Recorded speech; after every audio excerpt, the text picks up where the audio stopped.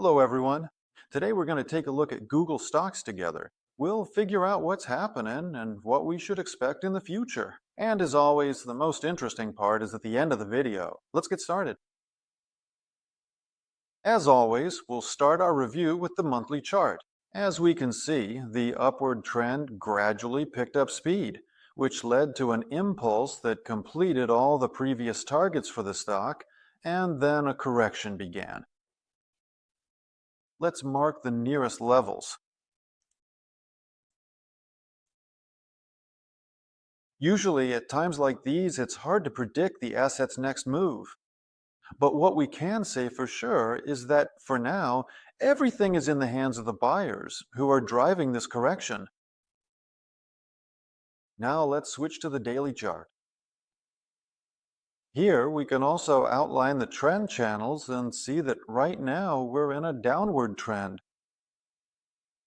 After analyzing the instrument, I identified a certain area where I expect the correction to end.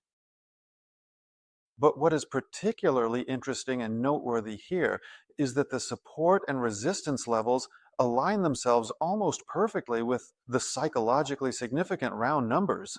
That's $350, $300, and $200 per share. If we take this fact into account, it's quite possible that the correction will continue down to the $250 level, which we haven't marked here yet. Let's draw it in. It's precisely in this price range that we should expect buying to resume. As for the asset's targets, if we assume that everything will happen just as described, then of course, after buying resumes, the nearest target for the asset will be to reach its previous highs. If the upper level doesn't hold, then my global target would be the $500 per share level.